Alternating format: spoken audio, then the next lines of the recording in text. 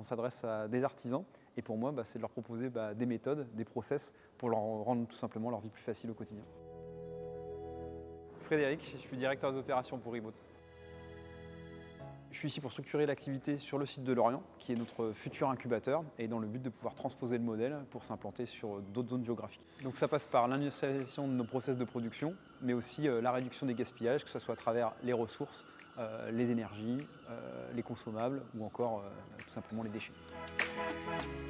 C'était important pour moi de rejoindre une aventure entrepreneuriale. Donc avec Reboot, c'est maintenant chose faite. Et puis au-delà de ça, le secteur du nautisme, pour moi, c'est un secteur sur lequel il y a énormément de possibilités en termes d'innovation et d'apport sur le plan industriel. Et puis quelque part, le fait d'avoir cette impression de découvrir le feu à chaque fois qu'on fait une innovation, je trouve ça génial. J'étais directeur de site en fin de carrière, en tout cas chez Aramis Auto. J'encadrais à peu près 175 personnes et puis on a été capable de sortir jusqu'à 450 voitures par semaine.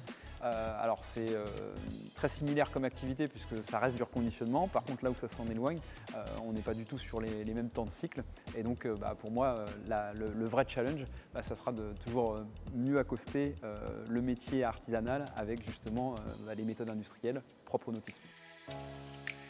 Je suis arrivé chez Reboot, en fait, je me suis retrouvé à faire quelques jours de prestations pour les initier au lead management et puis finalement c'est tapé dans la main, quoi. Le projet, pour moi, il faisait énormément de sens sur un secteur que j'apprécie, mais au-delà de ça, pour moi c'était important justement de travailler avec les bonnes personnes. Donc je pense qu'il y a eu une histoire de feeling au passage sur un projet entrepreneurial, je pense que c'était essentiel.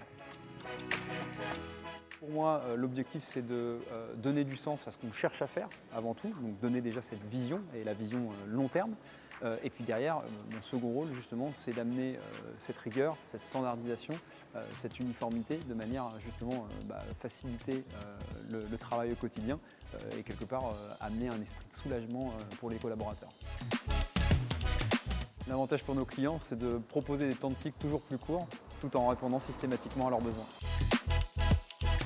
On est sur un métier justement très artisanal et on sait que quand on a des contraintes de planning ou qu'on a des galères, ça peut amener un petit peu de tension dans l'atelier. Donc moi je passe souvent par l'humour. En règle générale, ça fait le taf.